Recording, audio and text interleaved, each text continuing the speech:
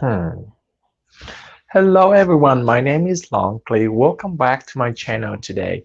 Today is another topic about brand new home community. Specifically, what we are going to looking at today is what you should upgrade because as a buyer of a brand new home, you have plenty of options to choose, right?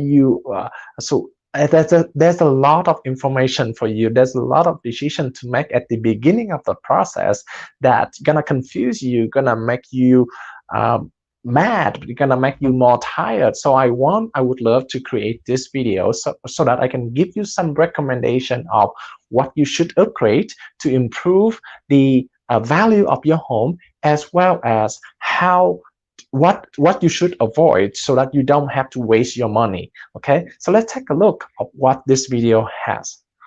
The first thing that I wanted to look at the first thing that I want to look at is what you should upgrade. Right? The thing about what you should upgrade is think about something before you even think of what you should upgrade. First of all, is to think about what you cannot do later, right? And what you could do later, but it is difficult for you to do so later, right? Those are the two things that you should focus on first, because if it is not possible for you to do later, so you are stuck with the thing that you don't like about your house, right? So the first group of items that I would recommend is really seriously consider these things when you want to upgrade into your house, because that's gonna cost you that's you cannot do that even if you want to. So here's the list of some recommendation. First of all is those are the structural things. Okay, those are the structural things that you cannot add later. For example, a 3-car garage, right? You cannot if you already live in a 2-car garage house, you cannot add one more car garage later or an additional room. Now this could be done, right? This could be done. Like what I meant is that if your home doesn't, right, the basic floor plan doesn't allow you to um, to add room later on, then this is the best time for you to choose that option. Okay, high foot ceiling, like higher ceiling, right? Nowadays there's a lot of people want an open concept, open floor plan concept, and they want a higher ceiling so that the house looks bigger, right? So these are from 8 foot. If 9 feet, okay, 9 feet ceiling is not standard, right? You may want to consider add that as an option, because that is a more popular feature nowadays. Lots and lots of buyer want that. Okay. The other thing that I have on my list is if you want a bigger size of door or windows, right? Or even if you want an additional windows for a certain area that you want to capture more natural light, right? Now, I understand that in Arizona, that may not be a very popular. However, with a lot of high technology windows nowadays, it wouldn't be a problem to prevent the heat getting inside your house as well. So, additional windows so that you can utilize natural light instead of having a light turn on all day. Okay, flooring. Those are the things that extremely, now you could do later on that. You could do later on that. However, though, it's gonna be a lot of work, right, for you to add more flooring in later after you move in. That leading me to the next group of items that also gonna be more difficult for you to do later, right? Those are the things like insulation, double sink, right? Obviously you could do double sink. You could do double sink anytime, but to be able to do that, you have to replace the vanity. You have to move everything out of the bathroom. So there's going to be a lot of work for you to do. So those are the things that you should consider pre-plumb for water softener, right? It is going to be more difficult for you to drill a hole, big hole, and then have some pipe out for the water softener, right?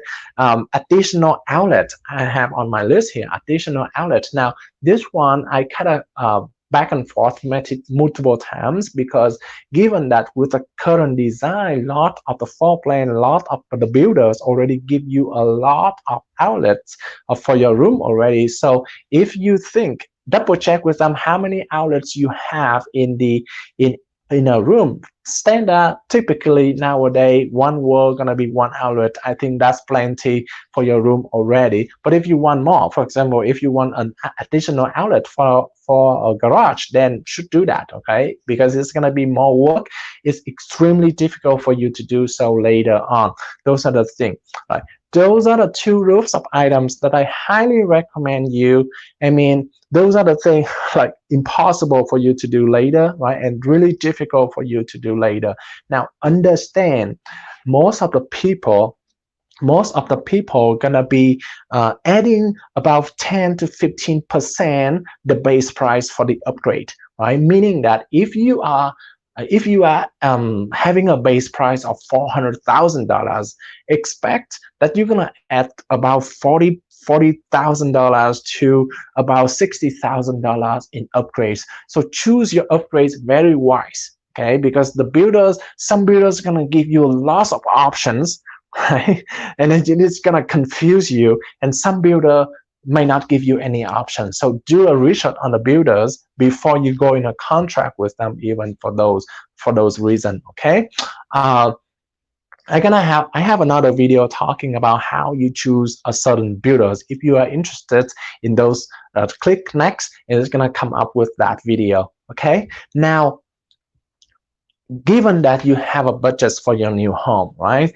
You don't want to spend money randomly, right? Randomly on everything.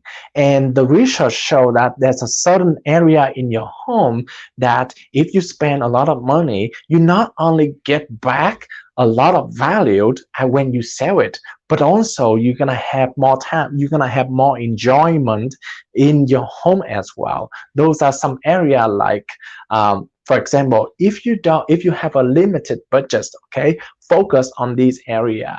Having a grand master bathroom. Having a grand master bathroom is an extremely benefit feature to have in your home, right? In terms of resale, it's gonna bring you more value as well. And obviously, with this type of kitchen, right, with this type of bathroom, you're gonna enjoy your home much more. The other thing is a gourmet kitchen. A beautiful kitchen. Kitchen is the location most of the families spend time together during the day at night, right? So if you are able to have a gourmet kitchen, that's gonna be best for you, for your family to enjoy, and it's going to bring benefit for you, will bring more value for you when you sell the house as well. As you see here, all of the beautiful feature, including like 42-inch cabinets, those are extremely popular nowadays. Lots of buyers looking for those features, right? A kitchen island, that is a definitely must for the modern kitchen nowadays, right? So if your builder doesn't add that as a standard, consider seriously add that when you choose an upgrade options, okay? Now, they're gonna add, the builders also gonna have much more thing on the list, and here are something that I highly recommend you not do so, because you can extremely easily do that in after the fact. After you close on the home, you could easily hire people to do that for you, and you don't have to add those costs to the mortgage, which is much more cost for you, okay? Something, for example, a kitchen backslash. I know a lot of cooler, better design looking than this one, right?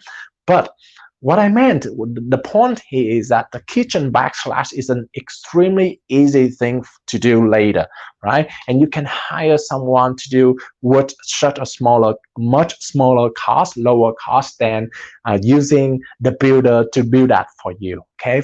The other thing is painting, right? Some of you might think it's gonna take you a lot of time. Believe me, I have zero experience with painting. I could paint the whole house within 2 or 3 hours, given that you already choose paint and all kind of tools for you to paint the house. But that job is extremely easy. Don't don't use the builder painting to do that for you. Okay, the other thing that I have on my list is grout molding, right? The thing that you see on the ceiling around the floor, those are the things that not definitely not bringing benefit, bringing any value to your home at all. Okay, those fancy plumbings, electrical fixtures, right? Those things, like if you already have uh, a doorknob on the kitchen cabinet, right? You don't need a more fancy one, okay? Because you can easily buy another set and then install by yourself. Super easy to do. The builder gonna charge you a premium for that because they have to hire someone else to do as well. Additionally, those costs gonna be added to your mortgage, which is not cheap, right? Which is not cheap. So those are the things that you should not upgrade.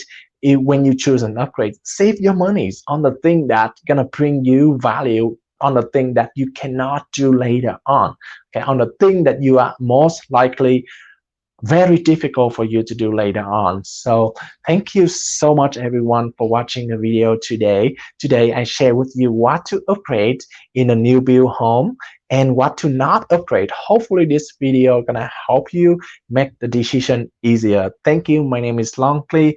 Hopefully to see you back in the next video. Bye bye.